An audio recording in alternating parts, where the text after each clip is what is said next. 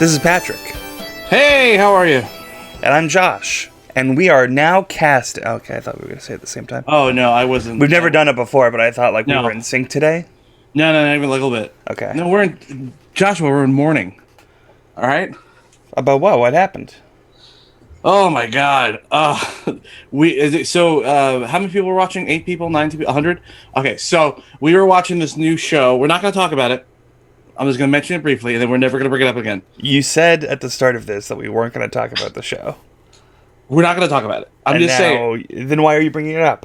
I'm still struggling through it. I couldn't watch it in one sitting. I don't know how you could. Well, I mean, I did things throughout the day. I would watch an episode and then get some work done and then come back to it. Okay. Molly says, "Hi, Pat. You're my favorite." All right.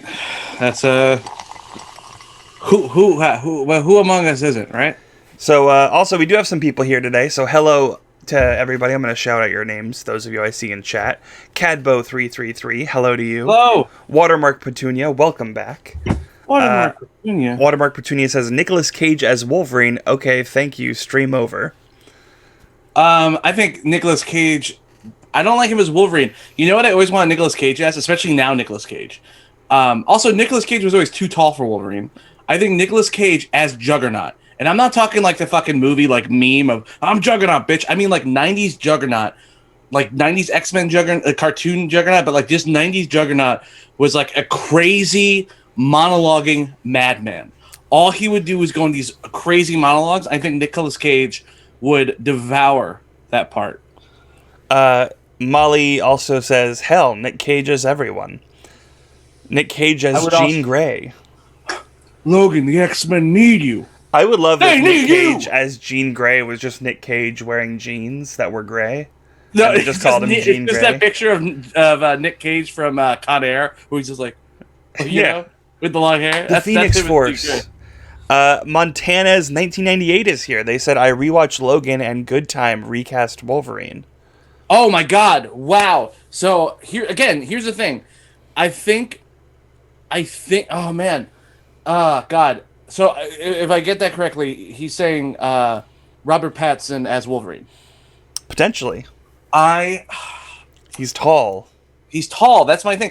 But the thing is, I don't want the same scrawny tall guy. I want a smaller, fit guy. You know, honestly, who I've always wanted for Wolverine, Joshua, is Tom Hardy. Mm. Tom Hardy's the perfect size for Wolverine. He's a short king. Short king. We need a short king. I don't want no more. If they're above 6 feet, I'm not even considering them. Is my rule. August Ray says, I don't know who I want to play him, but I just want Nightcrawler back.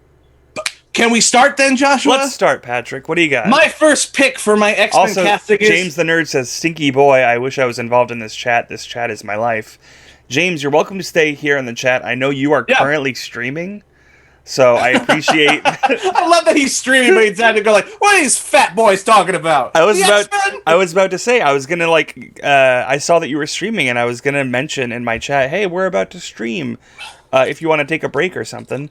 But I saw that you on the PMI Discord said that you were gonna stream for the next 12 hours or for 12 hours straight.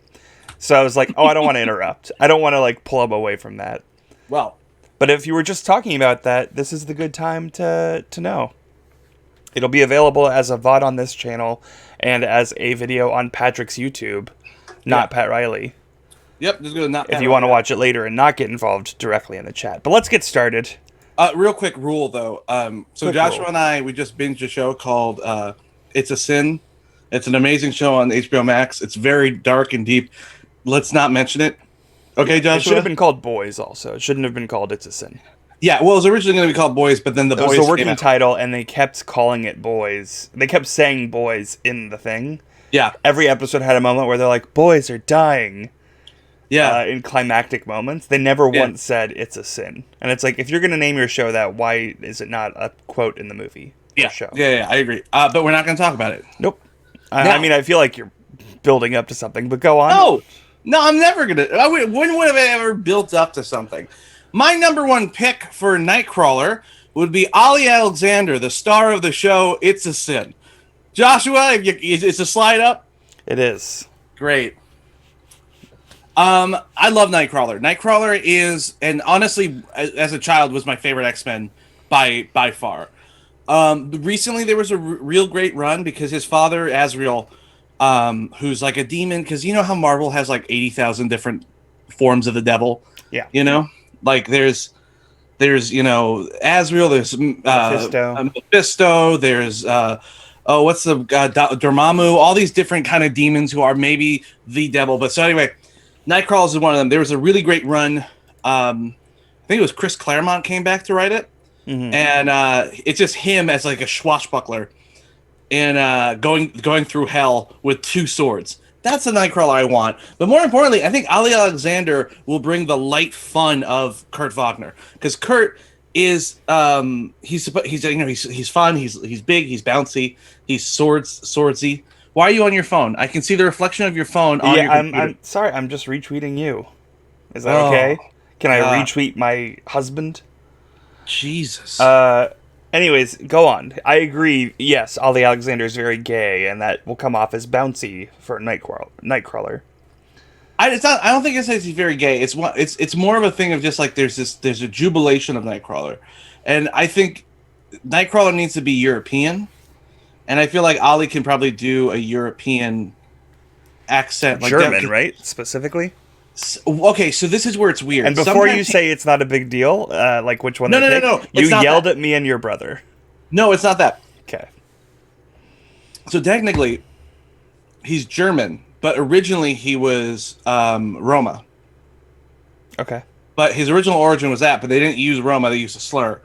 So they retconned the slur out, and now he is just from the German region. He's just he's like a poor German kid. Because there's also So his father is Azrael, who is a devil, who sometimes is also a mutant, and his mother may or may not be Mystique.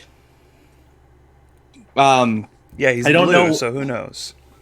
But yeah. But anyway, Nightcrawler's honestly, so I will say I think that he is a very good casting for this. I think physique-wise, 100%. Perfect. Yeah, he's also a better actor than I thought he would be for a musician. Exactly. Yeah. Years and Years is a great band, though. I like. Well, I don't know them. I just know that he's a musician. You know some of their songs because their song was the song that plays at the end of Benjamin. Oh, I love that. Yeah. That's also, he is going to play very well as Mystique's son if you see my Mystique, or once you see my Mystique. It's a hint for later, you guys. You're going to see my Mystique. I think too. I feel like we should keep Nightcrawler in the family, if you know what I mean. I feel like the most famous portrayal of Nightcrawler is Alan Cumming. Smith McPhee. Oh, yeah, Alan Cumming. Who? Cody Smith McPhee. Who? The boy from Let Me In, the American version of Let the Right One In. Wasn't he in something else recently I saw? Probably. You know who I always get him confused with? Asa Butterfield. Yes. Yeah, there she is. I know. So I've been married for this many years, but I feel like, because man, I love X2. I know you're not a big fan of it. X2 is one of my favorite superhero movies of all time still, and a big reason for that is Nightcrawler in general. But Nightcrawler's opening scene when he's been brainwashed and he's trying to assassinate the president, and he's like poofing around the White House. That's the reason why I really didn't like Nightcrawler and the new version of Nightcrawler. Granted, Apocalypse and Dark Phoenix are terrible films, but the reason why because they didn't really use the characters. They were so focused on Mystique and they were so focused on Beast without actually giving us really like Beast, you know? That, and I love that actor who played Beast. What's his name? Kelsey Grammer?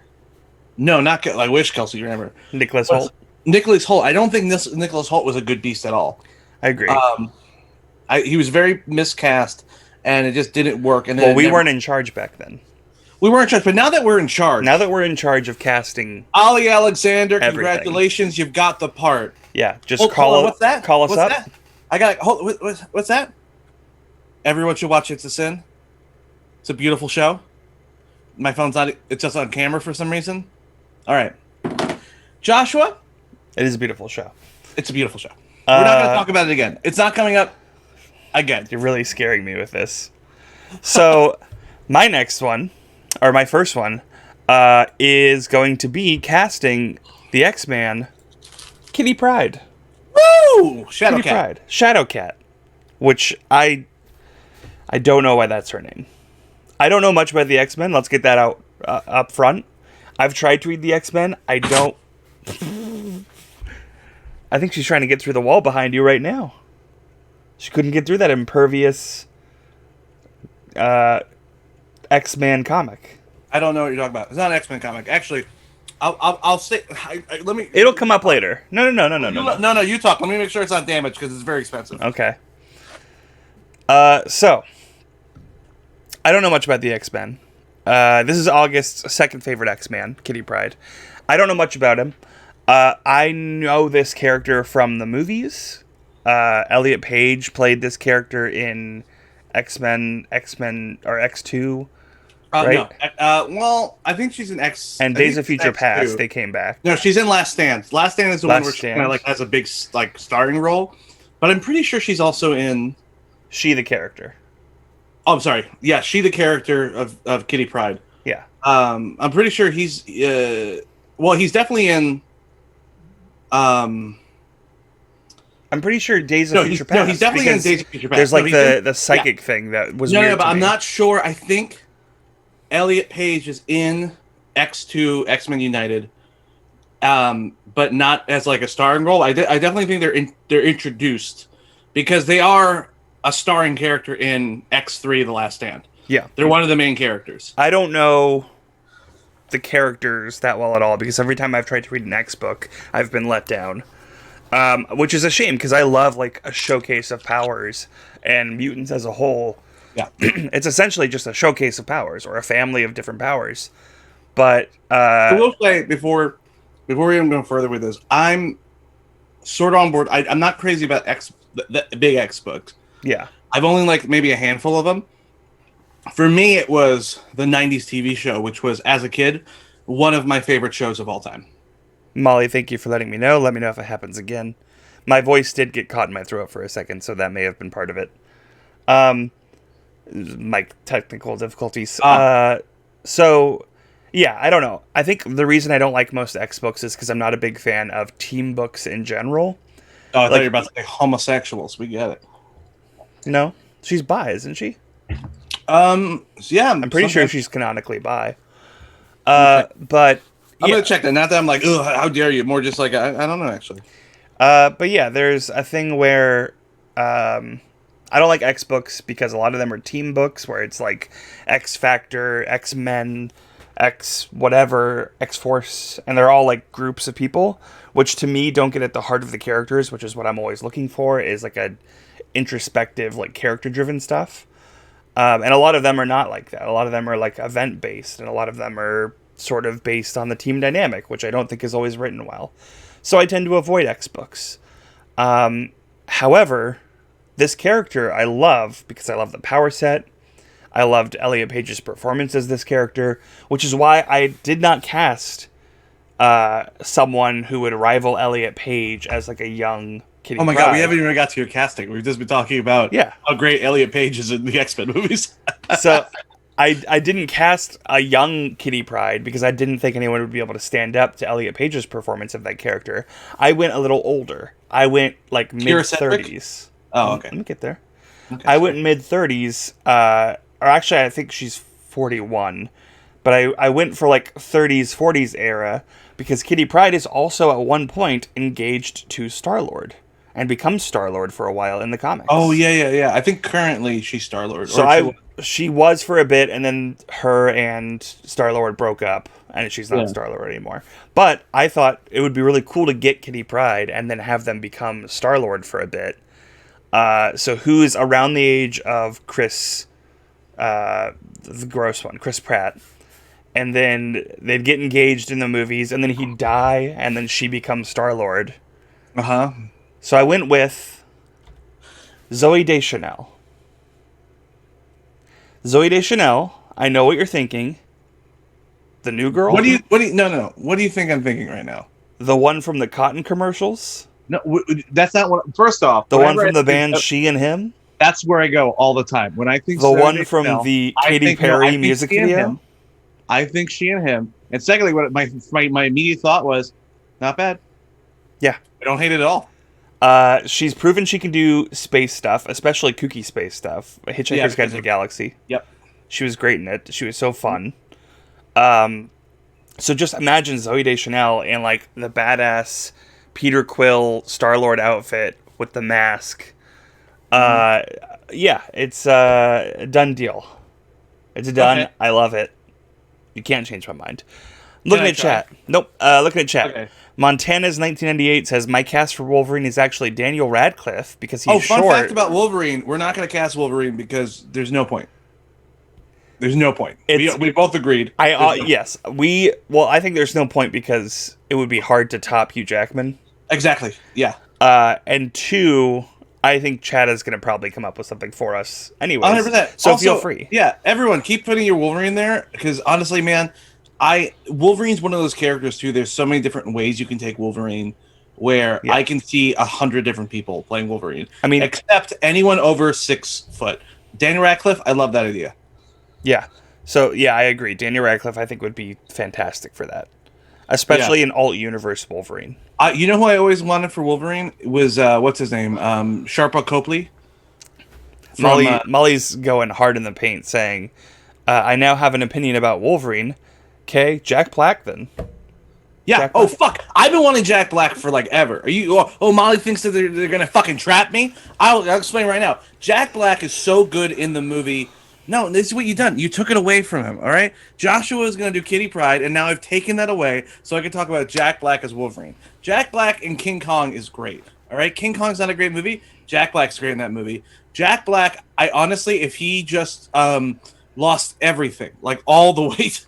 Because right now I think he is the fattest he's ever been. He is a gigantic butterball. If he lost that weight and worked out, he's a good actor. I could see him. Honestly, I could probably see Jack Black maybe 20 years ago more. But he's going to be busy though with Goosebumps: Origin of Fear that I cast him in last time. He's busy doing the voice of Mr. Slappy. Woody. Not Slappy. Woody. That's right. Slappy's not in right. that. You're right. Go ahead. Molly says he's short and he's got tood. Yeah, I love Jack Black. I love Jack Black as Wolverine. August says, I think she's a pirate captain now in reference to Kitty Pryde. That makes sense. Yeah. And I would love to see Zoe Deschanel as a space pirate. Also, Kitty Pryde is canonically bisexual. Yeah. And Jewish, which is another reason I went for Zoe Deschanel. Oh, I love that. Okay. All right, so following your Ollie Alexander as Nightcrawler, who do we got next? I got, honestly, I do. I have my Jubilee shirt. I was going to wear my Jubilee shirt, and I couldn't find it anywhere. My bed is covered with clothes. Are you implying that we're casting Jubilee next? We are! We're casting Jubilee! Oh. One of my favorite X-Men. One moment. There we go. I was just pressing the wrong hotkey. You're good. Great. Jubilee is what? So, yeah, I love Jubilee. Jubilee. So, I grew up in love with Jubilee. The more I realized my love for Jubilee as a child was more of like I wanted to be Jubilee. But I loved Jubilee. She is one of my favorite X-Men, especially because of the 90s TV show, which I've mentioned before. She is the gateway character for a lot of kids because she's the young X-Men who's taken under the wing of everybody. Yeah. I recently started watching a TV show, Joshua, called Kim's Convenience.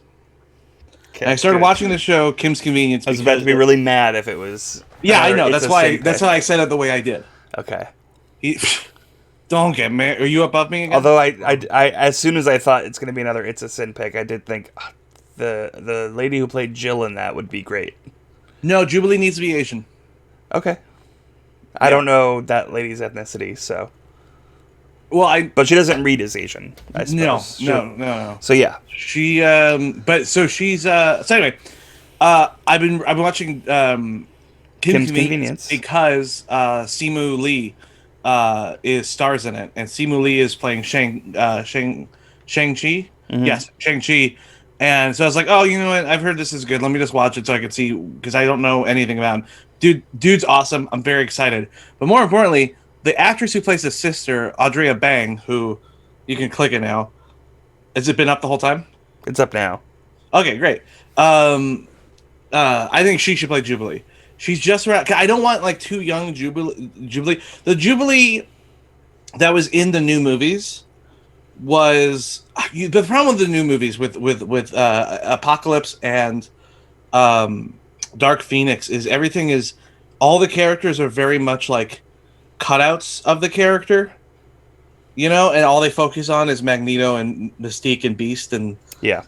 real terrible. It's the movies are boring. But they really like did Jubilee bad. The actress who played her was not. She wasn't bad at all. It was just the fact that like literally she walks on, says "Hey," and then walks off. She doesn't do her powers really ever, except for like one scene when Dazzler's singing in Dark Phoenix. Yeah. But like she was busy looking forward to being into All the Boys I Loved Before. Is that really her? That's her. I'm pretty sure that's her. I didn't make the connection. I was watching a YouTube video where someone said, like, yeah, this is the actress who played Jubilee. I want to check because I almost cast that girl. I mean, that would be hilarious. She is. I almost did. I really wish you did. Honestly, like, you still could. And then just be like, hey, give her more of a chance. I like Andrea Bang so much more. Because I know her stuff. I don't know the other one. Oh, she was also in Deadly Class, which I keep meaning to almost watch. And then I go, no. Anyway, she's fantastic. I love her in that show so much. And you already have, listen, in the Kim family, you already have the son playing a Marvel character. Why not have the daughter play? The father's in Mandalorian, you know. He plays the New Republic, the New Republic guy who saves them from the ice cave. Yeah. Yeah. The police officer of space, basically. Yeah. What's it? It's Paul something. Anyway. But yeah, so that's my Jubilee. Here's my idea for how we get Jubilee in the Marvel Universe. I want to do the same thing that there's this really great comic recently. Well, not recently. Now it's about like 5 or 6 years old. So there's a storyline in the X-Men books where Dracula turned a bunch of mutants into vampires. I was about to ask, is she going to be a vampire in this? No, it's not that. I'm not using that. But when she becomes a vampire, she has a story. Her storyline is she's now going to stay this age forever. And her whole thing is like, if she has a line where she's like, I feel like I've been 18 my whole life. And then, you know, playing on the fact that like she never ages because of fucking comics. Mm-hmm. But like her just being like, now I'm never going to grow up. I'm never, you know, going to have anything. And then she finds a vampire baby that they were going to kill. And then she saves the vampire baby and decides that she's going to raise this child.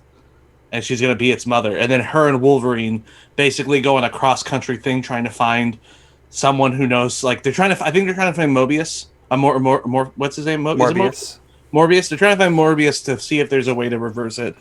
And it's fucking so good. And Jubilee's so badass in that. It's not that I want her to have the vampire stuff, but I just want that dynamic of her trying to be an adult by just getting some responsibility, and then her just kind of like realizing how her place on the team essentially is like, she goes, I have fireworks, you know, I'm the distraction, I'm not the big heavy hitter, and like her coming to terms with that.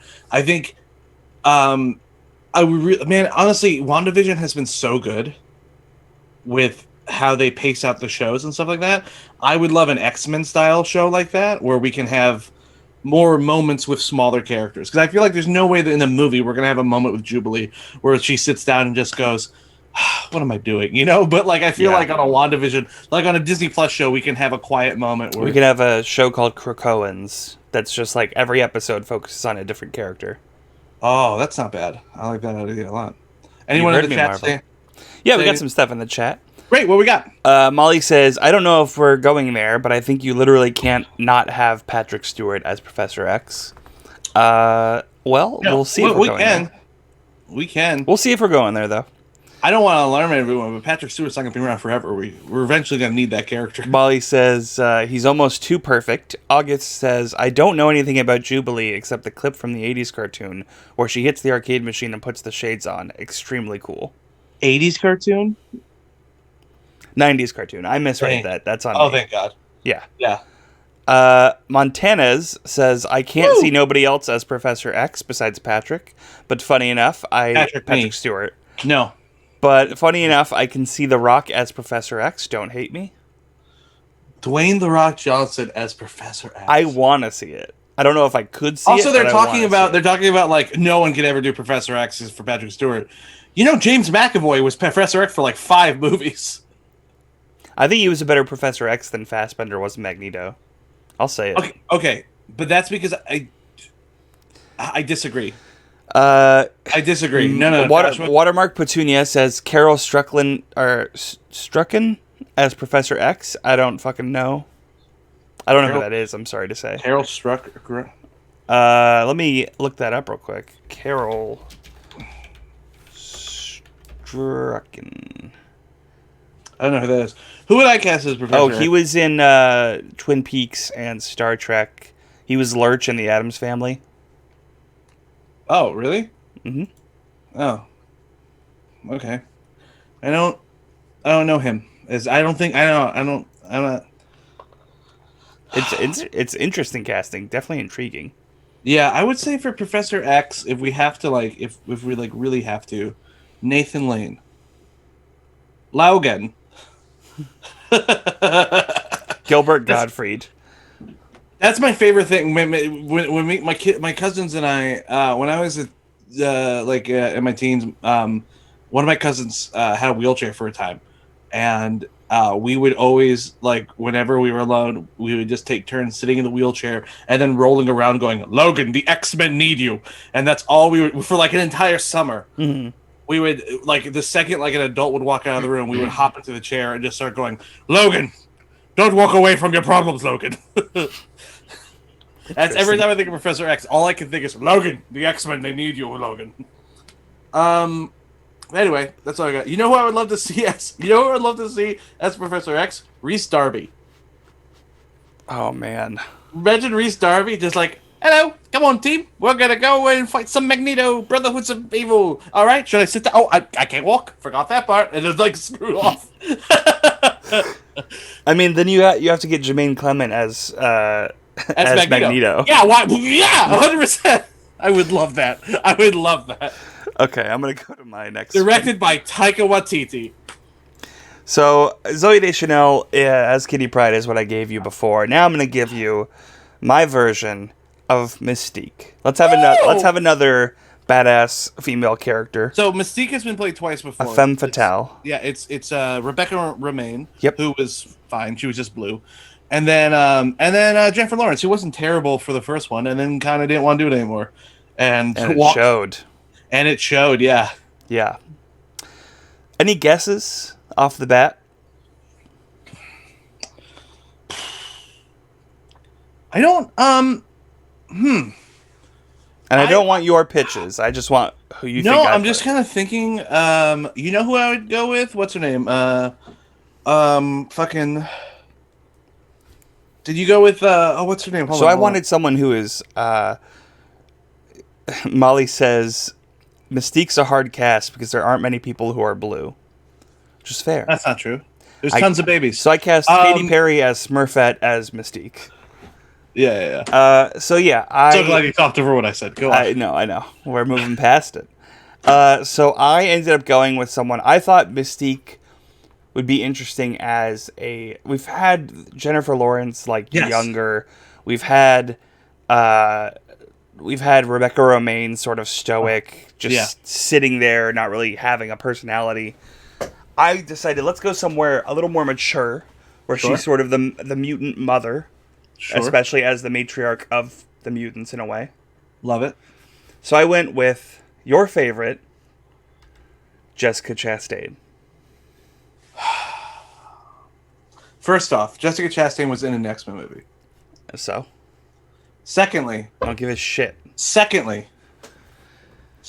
I'm disappointed in you. I know. You love her so much. No, outside and you're disappointed she doesn't have a bigger role. I'm outside of the fact that let me tell you all, I hate Jessica Chastain. Why? I don't know, Joshua. Yeah, and it's not fair. I wake up in the morning and I just hate Jessica Chastain. And it's not fair to her. It's not fair to her, but has she done anything for me? It's my name!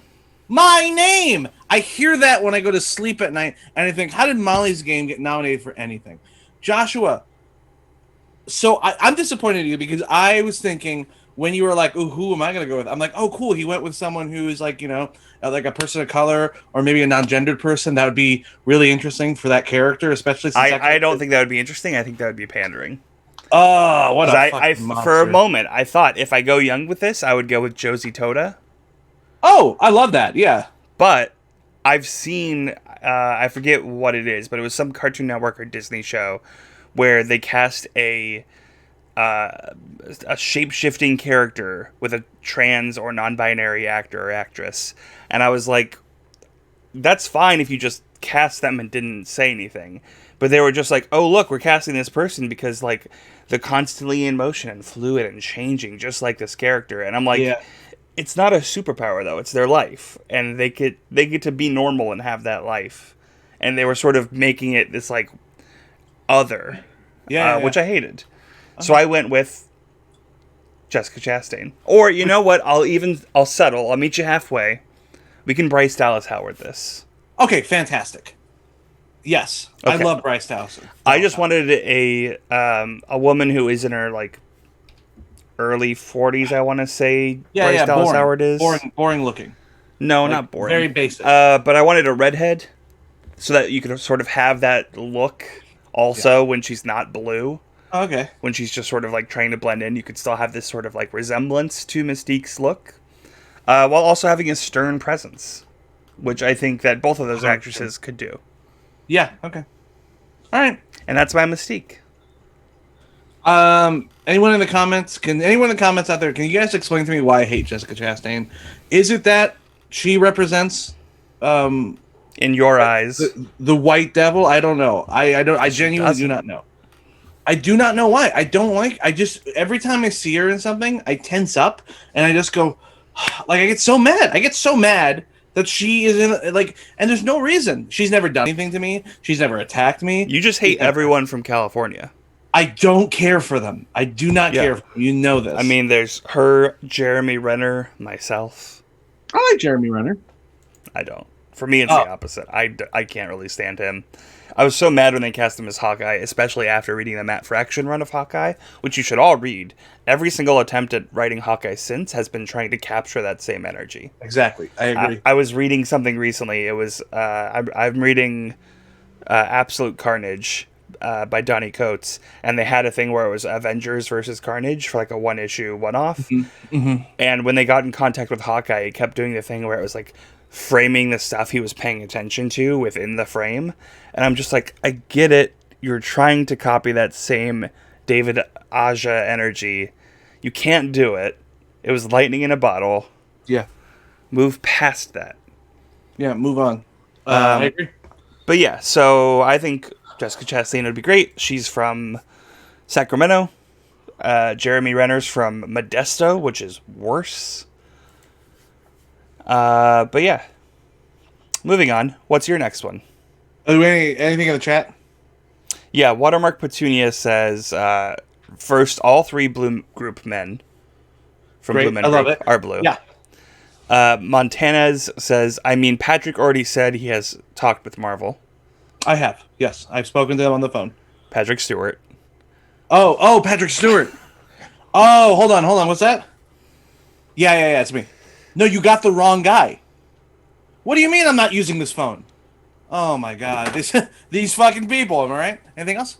Watermark Petunia says maybe it's because her last name sounds like Chastity for the first half. No, it's her dumb face. Or red hair. No, I don't have a problem with redheads. It's that one woman. I would say you do have a problem with redheads, because as soon as I said I cast someone with red hair, you like tensed up visibly. Oh, yeah. Montana says, if Marvel cast older Wolverine, I gotta cast Dean from Supernatural, but one issue is he's too tall. Jared Eccles. I almost cast Jared Eccles as my last pick. We'll get to that. Like, he literally was about to, but then I was like, oh, this is more of a fun idea. And then plus it's gonna make Joshua come. All right, next up. Next up, we got Northstar, which is what fell before. I have the issue where Northstar came out. Oh. Can I Yeah. guess?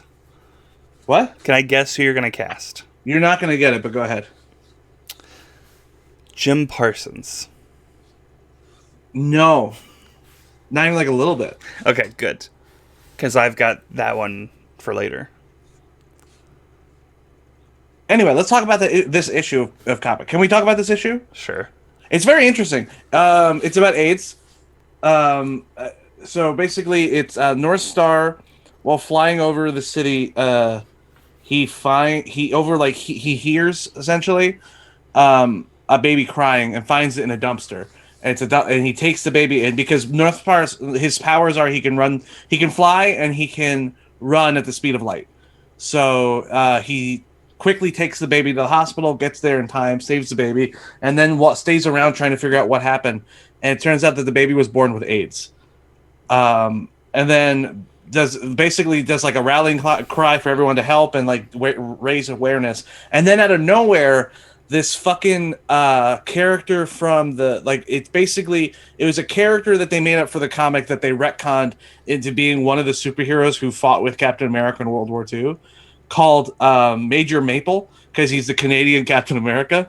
Major Maple, Joshua, and he looks like a giant Mountie. Anyway, so he gets Major Maple, shows up, and then you find out that Major Maple is mad that this baby is getting treatment that his son didn't get because his son was gay and he kept it a secret, and his son had AIDS and died alone in his bed, and this baby's getting all this national attention because it's a baby and blah blah blah. We have to destigmatize it. So Northstar fights him, and then he does a press thing about the baby, and then comes out as gay, and says, "I am gay, and this is why this is important to me." And I know you're doing that, and the reason why you're wrong, Joshua, is because you're homophobic. You are a self-hating queer, and you just sat through 5 hours of a life lesson. You learned nothing from it. Nothing. So why do you think I'm doing that? Because you said you know why I'm doing that. Why was I doing that? Because you hate the homosexuals. Why are you doing that? What's wrong? I was doing that because that's such a dark story. That I'm just trying to imagine Disney fumbling it. No, so I'm not saying let's do that story. I know, but I'm also imagining like that's a very big story for Northstar. So I'm imagining them being like, all right, dumpster baby gets worse, dumpster baby with AIDS. Oh my god. Okay, well we're not gonna. Gets worse. Like Canada is the enemy. Yeah. Well, he's Canadian. It's Alpha Flight. So Alpha Flight, you know Alpha Flight, or you have no idea what the fuck I'm talking about? I mean, I've heard of them. So Alpha Flight is essentially Canadian X-Men, but they in Canada, the government, if you have mutant abilities, you can basically register with the government, and they'll put you to like a superhero team, and they'll help you, with schooling and all this, and they'll help take care of you and teach you how to use your powers, so you can kind of be like part of the community. So Alpha Flight is like that. So they kind of like special ops for the Canadian government, and they came into the X-Men universe because at some point in Wolverine's past, he was part of the Alpha Flight program, but then was actually stolen and weaponized and became Weapon X, and then ran away. But the Canadian government, it was like a dark sector where they didn't realize it, and then maybe people were pulling strings, blah, blah, blah. So the Alpha Flight was actually coming to arrest Wolverine, and that's how they meet Alpha Flight, and then everything gets settled, and, Canada isn't as nice, everyone, whatever. Alpha Flight is one of my favorite superhero teams. A lot of it had to do with the fact that Northstar was in it growing up. Yeah. Like it was two things. It was two prod. One was the fact that I've mentioned a ton of times on here and in life and other stuff that most of the comics I read as a kid were because they were sold in the dollar bin in a 99-cent store. Mm-hmm. And there's a ton of Alpha Flight. And one of the characters is literally Sasquatch, and I love Bigfoot. So it's like, oh, this is fun. So yeah. So I read a lot of Alpha Flight, and I really loved the character of Northstar. He's cocky, but he's more stoic, kind of like a Spock type. And that's why I went with. Wonderful. Hold on, Thank you for the follow, Montana's 1998. Montana. I went with Forrest Goodluck. Do you know Forrest Goodluck? I You do. remember them? I do. Yeah. I've seen him in a few things. So they play Leonardo DiCaprio's son in The Revenant, but also they're in Cameron Post. And the most important thing is, Real quick, is it they? Their pronouns are they? I'm not sure. Okay. You said they play. Yeah. We'll say they just in case. They is I know. I just wanted to check because default. I said he, and then you said they, and I wanted to make sure I wasn't misgendering. Yeah, make sure because I'm not sure. But so anyway, they're really wonderful. So also they're also native, and this is important because Northstar. It's later kind of retconned that Northstar is actually native. Mm-hmm. First Peoples. So I think it's very important to have a native actor to play them, especially a gay native actor. So that's why when I was like going through, I was like, I want to find someone who would be right. Also, he's perfectly right for the part. I mean, look at the fucking bone structure in Northstar's face. Mm-hmm. Or actually, I don't think this is Northstar. I think this is actually the Captain. No, it's Northstar. But look at Northstar's bone structure and look at fucking Forrest. He's gorgeous. He's like literally built like a fucking he's a handsome man. Statue. And he's such a good actor. I will say I don't see anything saying that he's gay. It does say he on his Wikipedia at least. Oh, it did. It did when I googled.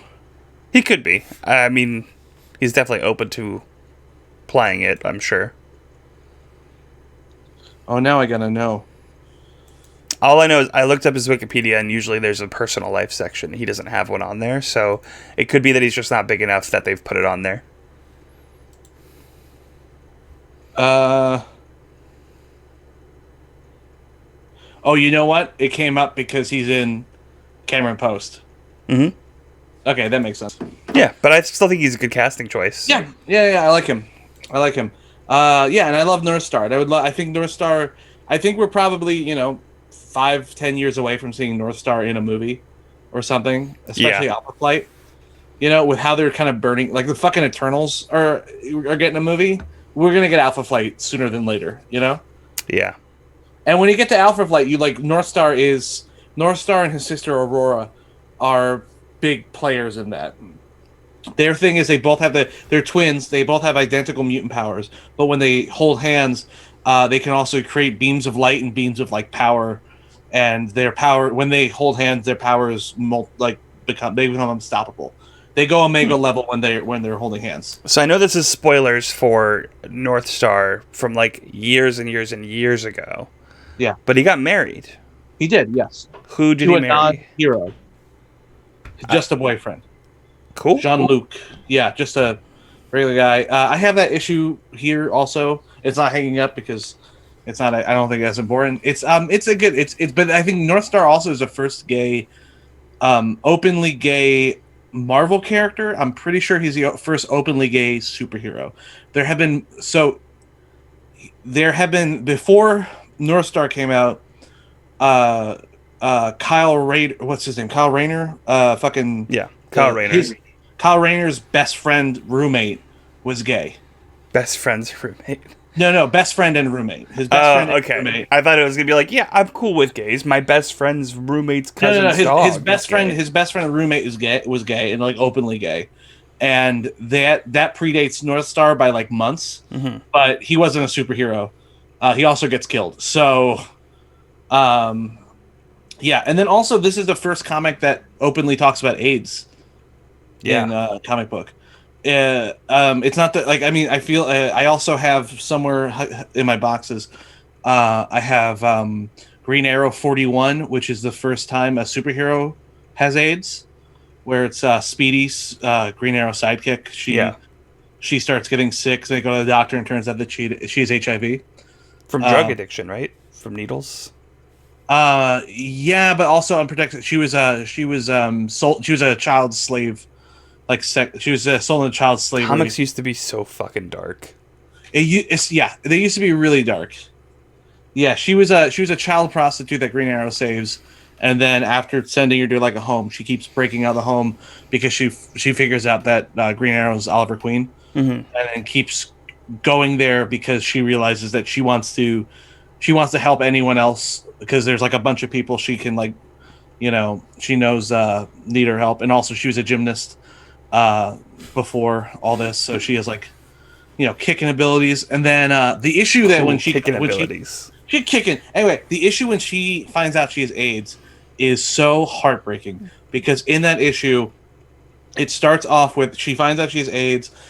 Green Arrow's going to help her, and they're like not sure if she can continue being a superhero. And the issue before that, she was just accepted into Teen Titans. So she was literally like getting ready to go to the Teen Titans, and Green Arrow was dealing with the fact that like this girl who he's been treating like a daughter for the last 40 issues is leaving him, and he's like upset about that. And then he starts getting worried about her because she's slowing down in battle, and then Black Canary and Arsenal are just like, oh, you're just sad that she's leaving. He's like, no, I've noticed something's wrong. And then she says she faints, so they take her to the doctor, and they find out she has HIV. And then at the end of the issue, they're not sure if she should join the Titans. But at the end of the issue, she goes to the Titan Tower, and she goes up to what's the name of the third Robin? Tim Drake. And then she goes, before I join, I just need you guys to know that I have HIV. And then Beast Boy goes, oh, we have pizza inside if you want some of that. And it's like one of my favorite moments that like they all just like kind of run in like as like kids. Mm-hmm. And like Robin comes back to be like, do you need help with your bags? Come on, let's go in and we'll show you around. We can show you where your room is. Because they just do not care. And it's fucking like, oh, it's great. And then she runs in, and then Green Arrow just stands there and cries. It's great. I'm going to tear up. It's the best. Comics are great. We got any comments? That's pretty good. No comments. I think everyone else is probably crying at the moment also. So I'm going to go my next one. Yeah. We've got Jessica Chastain. We got Zoe Deschanel. Who's next? Oh. That's right. We're going to be casting Iceman. Woo! Speaking of gays, Iceman, a.k.a. Bobby Drake. Yeah. So I went with Jim Parsons. And I know what you're thinking. Are you fucking serious? And I know what you're thinking. Are you fucking serious? And no, I'm not. I didn't go with Jim Parsons. Oh, okay. I went with Keiynan Lonsdale. Keiynan Lonsdale, who some of you may... I'm so sorry. I got excited, and I gasped, and it went down the wrong tube. Keep talking. I want to mute myself.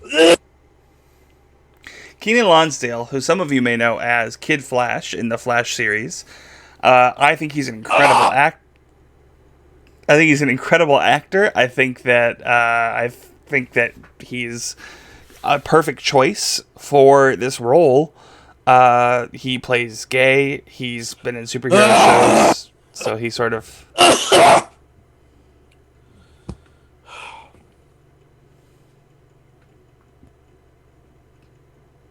I don't know if that was meant to cover you. It didn't really. He's great. Great choice. Yeah, thank you. I don't really have anything else to say. It's... You know who I would have went with? Jim Parsons? No, fucking what's his name from Arrow. The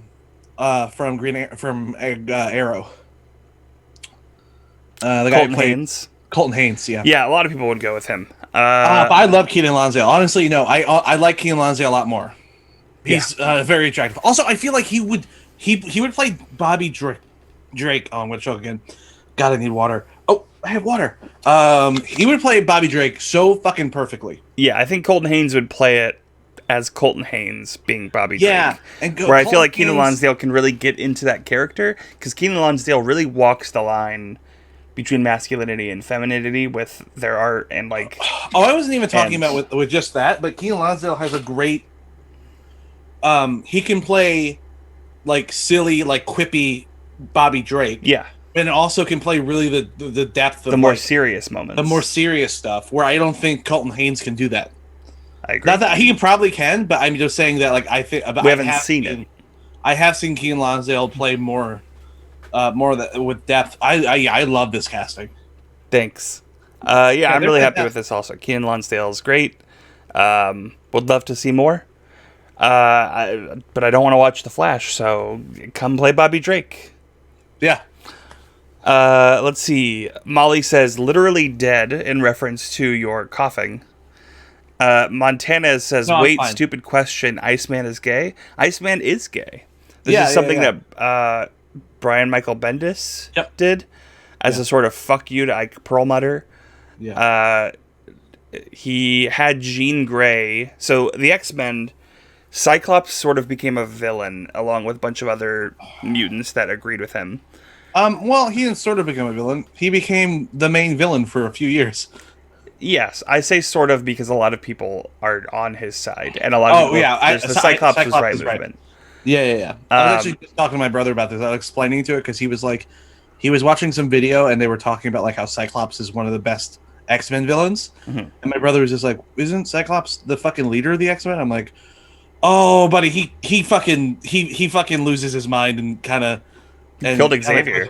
He kills Xavier and then doesn't, really becomes like a bad guy." Yeah, and, looks cool as shit though. Looks cool as shit, and honestly, is the only way that character ever worked for me. But go on. No, you don't have to apologize, Montanez, for not knowing. No, it's fine. But yeah, for a long time, Iceman wasn't portrayed as gay because it was a character that someone else had created and no one ever thought to write as gay. Yeah. But what happened in the story was that Cyclops and a bunch of other mutants turned against the mutants and became villains. And in order to try to convince them that what they were doing was wrong, Beast brought their younger versions from the past forward into the future and into the present to convince their new selves that they shouldn't be evil, and also to like sort of show these younger ones what they become down their current path. Yeah, and then to convince them not to do that. And then what ends up happening is this thing where versions of them from the distant future show up because that fucks up the timeline. But now there's 3 versions of each character of the original X-Men team in the exact same place, exact same time, and that's destroying the fabric of the universe. So they all have to go home. And as they're about to leave and separate and all go back to their own timelines, there's this big battle of the atom thing. That's when Bobby Drake finally has this realization that he has this realization because Jean Grey reads his mind. Yeah. Molly, thank you for telling me about the mic. I don't know what it could be. Anyway, but Jean Grey reads his mind and says, "Bobby, you're gay." And a lot of people took that in different ways. Some people are like, "Oh, great, Iceman is canonically gay," and Iceman is like, just don't read my mind, but yeah. Other people are like, "That's really fucked up. She shouldn't have read his mind. She knows she's not supposed to read people's mind without their permission." Yeah. But most importantly, she's outing people is not a good thing. Yeah. So I was on the side of that where I was like, I didn't like how he was outed, but so he doesn't say he's gay in that moment. He says he's gay later, where he's talking to Iceman, and Iceman has a moment where he's talking about like how, so they're about to leave and they're about to like go back to their timelines. Everything's about to be set. And he says that it's very disappointing to see himself as an older man. And it's because the version of Iceman from the far future. So Iceman's power is like he can manipulate like the temperature of water and everything at a molecule level that makes him an Omega level human. But apparently in the distant future, that slowly is rotting away his brain. And he is basically this giant snowman monster who's a mindless monster. He's like an ice golem. Yeah, and he's basically saying so the younger Iceman says that version of myself I rather be than this version of me, which is Iceman who's in his like early 40s. And it's because this version of Iceman, he goes, "I'm still in the closet." And then that Iceman's like, "What are you talking about?" He goes, "The fact that you're not out because I know we're gay." And then that's the moment. And that honestly for me, that was the moment when I read it, I was like, "Oh, I loved how this was done." I loved how this was done, where this character finally takes it on, and it's more of him looking like it's the idea of like you look back at yourself when you're younger. But in this one, it's sort of he's looking forward and disappointed in his future. Yeah, and I love Keiynan Lonsdale for that. I can see him really fucking knocking it out of the park. Yeah, Although I would want him. I don't want him to have as much as I loved that in the comic. I don't really want him to do the but I'm time just saying travel that stuff. level of gravitas. Yes. And then Cena Grace, friend of the show, friend of me. He wrote a great run of Iceman that honestly is so fantastic. The first storyline is basically him coming out to his parents, and it's so great. It is fantastic. Highly recommend. Montana says, unpopular opinion, unpopular, in my opinion, Evan Peters should keep playing as Quicksilver because he literally great cast. And I agree. Evan Peters. I mean, I didn't like his Quicksilver in the X-Men movies, but I'm fine with the actor. I like the sequences. The sequences. Yeah. Every once in a while, someone will share it on Twitter, and I'll find myself just watching it again. But again, I honestly, I love Days of Future Past. But I don't like the other ones. You know? Yeah, same. I didn't like First Class. People love it. I did. First Class is fine. I mean, I don't hate it. I kind of like it. There's parts of it I love. There's a lot of it I don't like. But I fucking hate Apocalypse and Dark Phoenix. Yeah. Dark Phoenix is really bad, but Apocalypse is unwatchable. Like, Dark Phoenix is so bad where it's just kind of like, it's stupid bad. But fucking Apocalypse, people don't give enough credit for how fucking unwatchable that movie is. Anyway, I agree. I think it's because Dark Phoenix is such a bad movie, people don't realize how so bad. So your next one. Oh! I believe this is your final one, right? Yeah, it's my final one. Who are you casting? I am casting one of my favorite. I don't even say he's a superhero. He's a mutant. He's a mutant. Sometimes he's a bad guy, and then sometimes he's in between. Is it Deadpool? And then it's not Deadpool. It's Multiple Man. Ooh. So casting Multiple Man. Richard Maddox. I love this character. There's such a great Multiple Man comic that came out recently, where Multiple Man's powers are he can multiply himself, but he can make copies of himself, and he basically keeps them in bunkers around the world. So if he gets killed, they become whoever the next copy, basically. So like if he dies, and he made a copy before he dies, that version now becomes Prime, and then becomes the main version of him. And most of them last a few hours, I think it is. Like they last like 5 or 10 hours. Or like 24 hours or whatever before they start to deteriorate and like can't be. But if you are the Prime, he can last forever.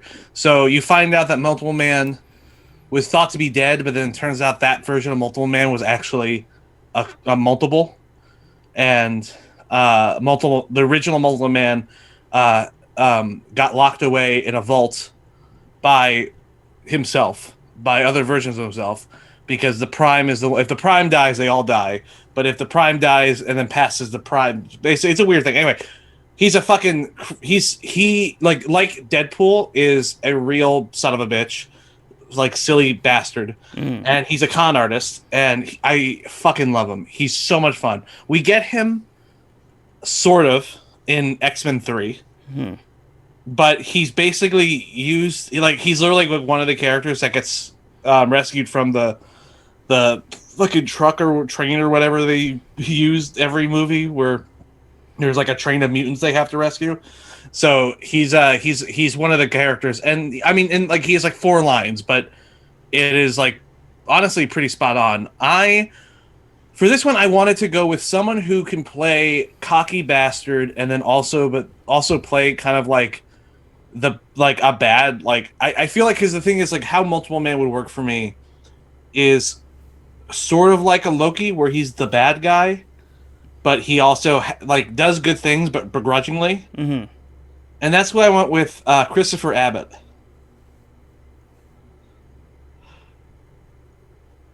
Thoughts? I want to hear this pitch first.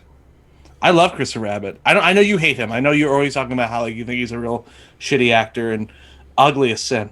But I think Christopher Abbott is, first off, if you take a picture of Multiple Man and Christopher Abbott, it's he looks just like him.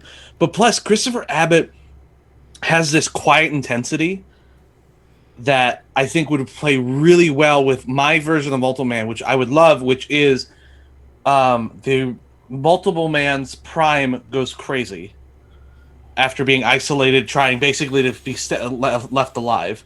And you have a team of Multiple Men who are basically trying to prevent that multiple man from basically being unstoppable. Because the thing is, he can also multiply himself as much as possible.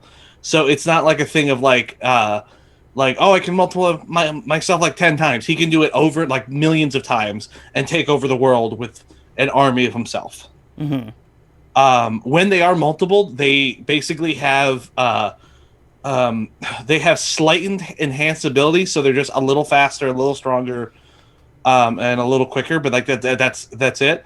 He does have this thing called the multiple punch. Is when there's like a bunch of multiples coming, and he can like he can basically collect the multiples in him when he punches. So it's like the amount of how many men punching you. So like if he gets 10 people in him, whatever. But I just like the idea of like there's an evil multiple man who's trying to take over the world, and multiple man has to stop multiple man. And I think it's like I just think that's fun. That is fun. First thoughts, Christopher Abbott, because I know you're watching. I love you. I don't know why Patrick is doing such a wasted bit, because not only do I find you to be one of the most attractive actors alive, but also one of the most talented actors working today. What's that thing you said? Crush my windpipe, I think is what you said. Oh, crush everything. Yeah, he can crush whatever the fuck he wants. He was incredible in the bit of Girls that he was in. He was incredible in Possessor Uncut. He was incredible in On the Count of Three. And what do those three things have in common? I've seen them and Patrick hasn't. Which is why this feels sort of like a theft from me. It feels like you stole Christopher Abbott from me. No, it's 100% because of him in Black Bear is why I thought of it. Yeah. Because in Black Bear, I mean, everything you said is 100% correct. No, he plays because in Black Bear he plays basically two sides of the same coin, and that's where I'm coming with this. Yeah, you're right with it though. That's what terrifies me. Yeah, I think it's fantastic casting. I don't think he would ever do. Yeah. Granted, this is not the point of the show. Is sorry, we cast you and you have to do it now. You don't really get a say. Yeah. If you want to continue acting, you're going to be in this thing that we cast you in. This is this is the Now Casting podcast. You get this role. You're in the role. Sorry, but if he were given the choice, I don't think he would ever do a superhero thing. Yeah, which is a shame because I think this is great casting. Yeah, I feel like he would need to lose some muscle. He's very muscular, and I feel like Multiple Man, from what I've seen, is not super muscular. No, he's like a beefy dude. Yeah, but he's like comic book muscular, where like they're all muscular, but he's not like buff. No, he's not. It's not buff. But I would say beefy as in more like Bruce Campbell kind of beefy, where he's just like a big. Yeah, I could see that. Like a 1950s baseball player is what I'm saying. Yeah, he definitely has baseball player build. All right, so that is Christopher Abbott as Multiple Man. Yeah. Big fan of both the character and the actor. Yeah, check out that Multiple Man comic that just came out recently. Yeah, I need to finish it. I never did. Oh, it's so good. Yeah, for me, you got me some copies of it physically before I had Marvel Unlimited, and I think there's still like one issue left to be released, so I never got to finish it. Oh, yeah, I have it, so that's probably why. Yeah, I can read it on my my phone. Yeah, it's fantastic. But yeah, we've come to the last one for this episode. Any comments before we start? Nope. No comments. I think everyone is just stunned by Christopher Abbott's icy glare. Anyone out in the comments, if you want to be crushed to death by Christopher Abbott, let us know. My next one is going to be Cyclops. Boo! Why boo? What? I hate Cyclops. I have nostalgia for Cyclops.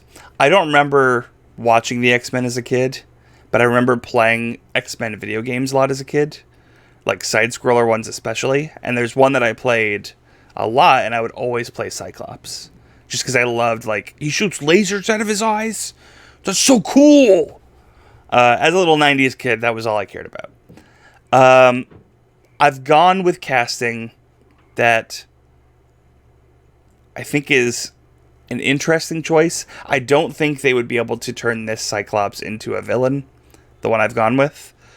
So I don't want it. I would love to see it, but I don't think they would, and also the role I cast I don't think would be good for that. The role I've cast is I wanted someone who is tall, like lean, muscular, big chwunk energy. Someone who's sort of like the middle ground between Ty Sheridan, who played the young Cyclops, and James Marsden. who played the original X-Men movie Cyclops. So I went with someone who I'm kind of surprised hasn't been in the MCU yet, despite their close connection to somebody in it. Liam Hemsworth. So Liam Hemsworth has that sort of sly, quippy, between Ty Sheridan and James Marsden look and energy to him. I haven't seen him in a whole lot, but what I've seen him in, it seems like he can carry action well. He can carry humor well. Yeah. He's just a handsome dude. We can't have him on screen with Thor ever, because I think it'll be too obvious at that point what they're going for. Yeah. So just no Cyclops versus Thor. That's fine. None of that. No X-Men versus Avengers. We don't need it. Can I ask what time are we? How we went at this for about an hour now? Yeah. What would your X-Men movie be? How would you introduce X-Men to MCU?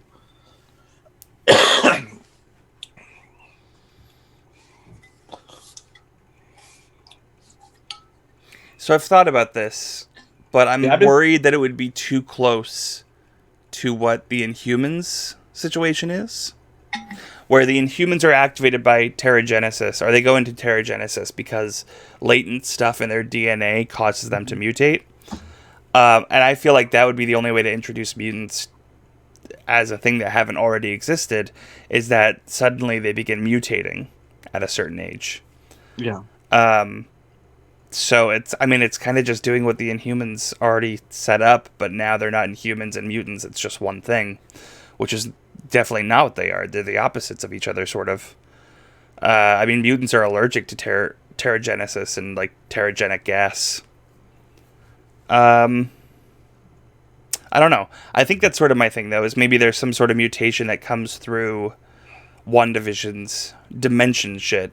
Yeah, that brings the X gene into the world. Yeah, I was thinking that also, where it's just like it's instead of no more mutants, it's like fucking get me some mutants.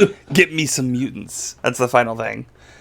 So I think it would be interesting to have something where they reveal that Strucker didn't enhance Pietro and Wanda, but just activated a mutant gene in them. Yeah. And by activating that mutant gene, she feels like she's alone, and she thinks the world would be better if more people had powers. So, I think that's the plot of House of M. I haven't started it yet, but I've heard that it's like everyone has powers, or most people have powers, and it's just sort of like not an issue anymore that people have powers because everyone has them. No. House of M is the no more mutants thing happens at the very end. Yeah. It's not that everyone has powers. It's she basically grants everyone exactly what they want. She basically grants everyone's wish. So it's Wonder Woman 1984. Essentially, yeah. So like in this version, Peter Parker is happily married. Uncle Ben's still alive. He has a son. He's Spider-Man. Everyone knows he's Spider-Man. Happy that he's Spider-Man, and they appreciate him. What's the other one? I forget. I forget all the other ones, but the one I remember. Oh, Daredevil's dad never was killed, and he wasn't blinded. And he probably wouldn't become Daredevil then. Yeah, he's not Daredevil. He's just Matt Murdock. He's Matt Murdock, lawyer, but he's lawyer to superheroes. Interesting. Yeah. But the thing is, then once Wolverine shows up, basically when they get in contact with Wolverine, because Wolverine's origin is so messed up, and he doesn't really have any dreams or wishes because he's such a nihilist, essentially. He basically gets thrown out by Wanda, where he just wakes up and he remembers everything, but is in this new world. And then every time he has contact with someone, essentially he can basically his power now becomes, I can make you remember that what the world was, and then they have to basically be like, oh, we have to go back and stop Wanda because this isn't right. And Interesting. yeah, and it's this whole thing of like, do we do anything, or you know? But if they had something along those lines where she wants the perfect world for her and Vision and just sort of mutants in general, she can. Thank you, Dustin, very much for that. I almost tried to do one quickly myself, but this is even better. What? He posted a link to a picture of Liam Hemsworth wearing red sunglasses. And it's honestly, man, such good casting. I'm so proud of myself. Is that Dustin? Dustin? That is Dustin. Oh, hello, Dustin. How are you? Hello, Dustin. I'll send you the picture once Facebook allows it. So, yeah, I think that I suppose my version of introducing the X-Men would be sort of the X gene just comes through from another dimension. And maybe it activated in her. It's so fantastic. It activated in her and Pietro because of Strucker. And then she decides, like, you know what? I'm tired of feeling alone and different. So, boom. Powers. The X gene exists all over the place now. I like that. Yeah, I agree. Montanez says, funny enough, my cast for Beast is Sam from Supernatural, and my last cast for Professor X is Anthony Head. Or Heed. Anthony Heed. Yeah, that sounds familiar. It does sound familiar. I don't know where from. You look it up and then tell me. And Dustin says, hey guys. Hey, Dustin. Happy to have you. We are on the tail end of this. But we would love to hear. Heed is from Buffy. It's the dude is from he? Buffy. Is he the old professor? The professor dude. Most like importantly, he's the Repo Man in Repo Man, the generic opera. Ew, I hate that. But okay. I'm only living a lie. I would like to see him as. I would like him as Professor X. I wouldn't like him as Professor X. I would like him as Mr. Sinister. Ooh. I think he would be a better Mr. Sinister. I wouldn't like him as Professor X. I feel like Professor X needs to be a little more. You know who would be a good Professor X? And I know he gets cast too much. Mark Strong. Okay, I thought you were going to say Neil Patrick Harris. Mark Strong. Yeah. You know? Yeah, I know. I could see that. Oh, yeah, all right. He does get cast a lot. Is there an X-Men that people that we're forgetting that people are like, oh, what about this one? I mean, I know we didn't do Wolverine, and there's a reason for that. Same with Professor X and Magneto. Everyone did Wolverine. Everyone in our chat did exactly. Wolverine. I feel like Wolverine, Magneto, and Professor X are all like Magneto. The thing with kind Magneto, of untouchable for us. Yeah, I think Professor X, Magneto, and Wolverine. They're kind of like they're also the characters are just so kind of tied iconically to who played them. I think maybe Magneto a little less so. I think the thing with Magneto is just. I don't want another young Magneto. I don't want another young Magneto. And old Magneto. You know who I like as old Magneto? The dude from Sex Education who plays Gillian Jacobs' Norwegian boyfriend. Oh, that'd be good. Yeah. You know who I like for Magneto? Who? You need a Jewish actor. Oh, okay, yeah. I'm going Tony Shalhoub. See, you're doing a bit. I don't hate that.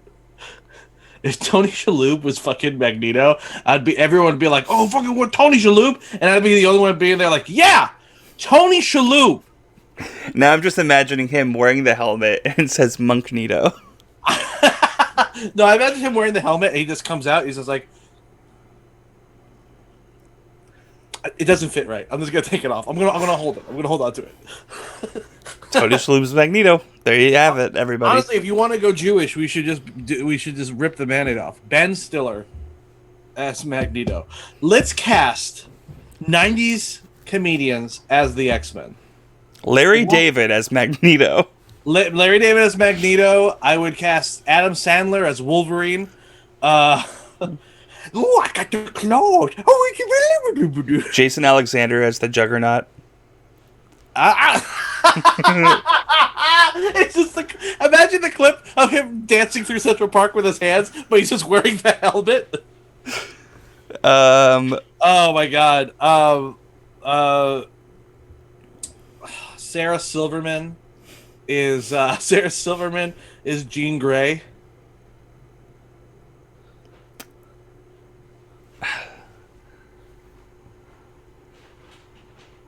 I'm trying to remember people's names. I only know them as their like 90s characters' names. Well, I'll tell you what their name is. If you... Dharma from Dharma and Greg. Oh, I don't know her name. Yeah, exactly. I don't care. The 90s shows I watched, Dharma and Greg, Yeah. and when Venom eventually comes calling, it's not a mutant, but when Venom comes calling, we should get Scream, and then Scream could be played by Fran Drescher, Scream? Oh, Scream. Oh, Scream. the symbiote. Yeah. She's like red and yellow. Yeah. Yeah, Fran's I think she's a hero now. Is she a hero? Yeah, I'm reading I just finished the Carnage thing, and she showed up to fight Carnage. So in Orlando, Florida, at the Universal Studios, they have a Marvel Island still, and it's from 2000.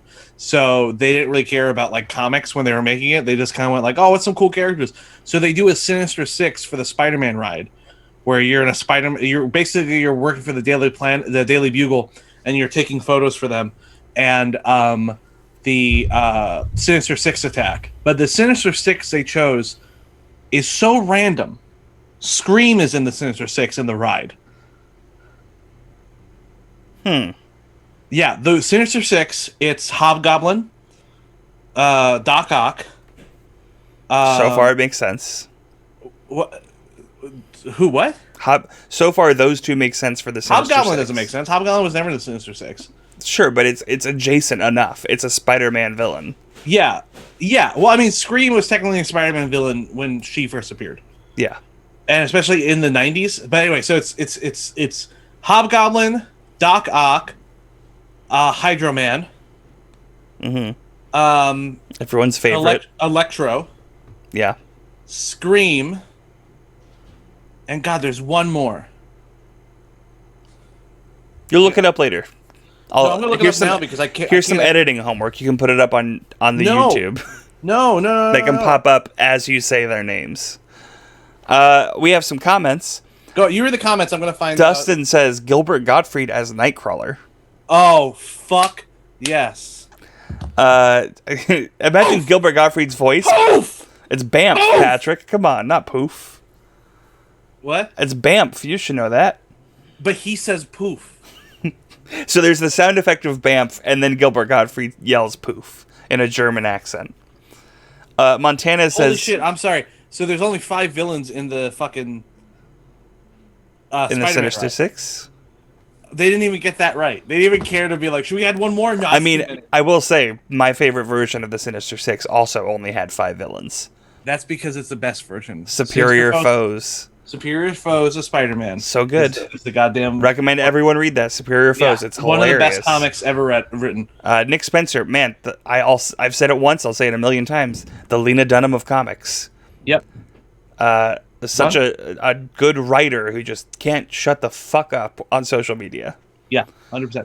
So go on, sorry. Montana says there's theory that Magneto is in the last episode of WandaVision. Oh! There's also theories that WandaVision will give you $100 if you watch it all the way through. There's so many goddamn theories out there. None of it's real. There's no Jeffy Cakes is here. Jeffy Cakes says... Jeffy Cakes! Jeffy Cakes. My favorite Australian. I will say, Jeffy, for your benefit, before we started, Patrick asked if I thought you would be here. Don't say... That's not what I said. What did you say?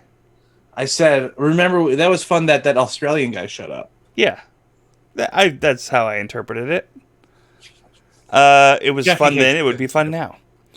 Molly says, imagine that voice in a German accent for Gilbert Gottfried. Jeffrey Cake says, I initially thought WandaVision was a Wanda Sykes miniseries. Yeah.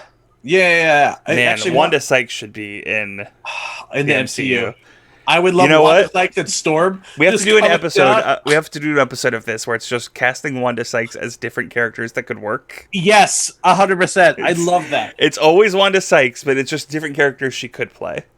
First off, I would love Wanda Sykes as Storm coming down by the lightning and then stopping midway and go, "Someone get me down from here."